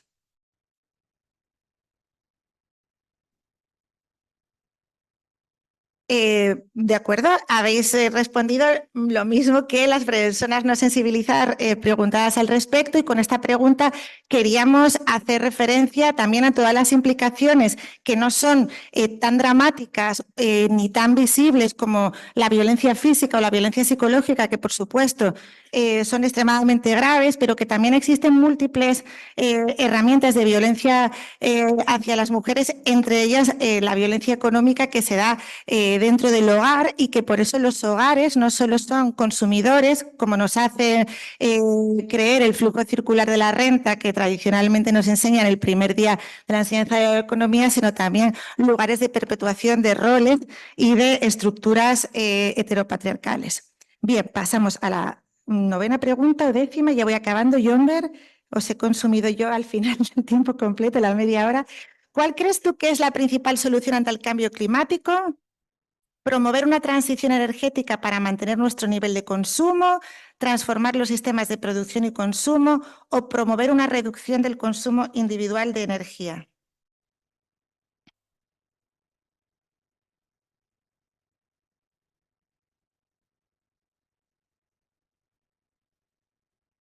De acuerdo, con esta pregunta lo que queríamos era un poco desmontar este mito o esta única conversación que se está focalizando el cambio climático en torno a la economía circular, que al final también depende de materiales, de tierras raras, de recursos naturales para perpetuar los procesos de innovación o de transición energética y que no visibiliza las necesidades de cambiar realmente los patrones de consumo continuado y de producción continuada, que es lo que alimenta además el Producto Interior Bruto como magnitud.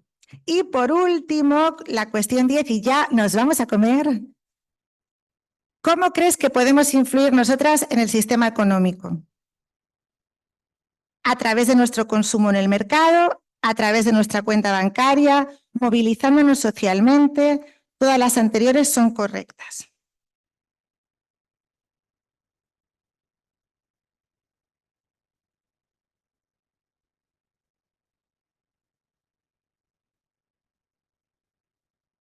Bueno, en este caso, como estamos aquí además en un encuentro internacional de estudiantes de economía plural, movilizándonos socialmente también tiene un porcentaje de respuestas importante. Aquí lo que queríamos visibilizar es cómo desde lo local también existen prácticas de economía social y solidaria que suponen pues, ese germen de cambio, esa localización de la Agenda 2030. Bueno, pues con esto damos por presentada los resultados de la encuesta, no solo otra encuesta sobre ODS. Gracias por haber participado y os invitamos a que la utilicéis entre vuestros círculos y que podamos conseguir más resultados y retroalimentación para poder llegar al mayor número de personas para realizar una sensibilización al respecto. Es que ricasco.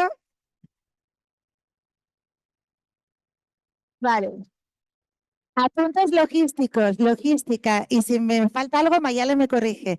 Nos vamos hasta las 4. Hay un picoteo en la sala adyacente, pero como no queréis estar aquí encerrados hasta las 4 de la tarde y no llueve, pues luego podéis hacer lo que queráis, pasear, iros a los jardines que hay aquí a lo largo de la ría y volvemos a las 4 de la tarde, ¿de acuerdo? Y que ya se os dará instrucciones después para el paseo en barca por la ría. Gracias por aguantarme estos 20 minutos más. Es que ricasco.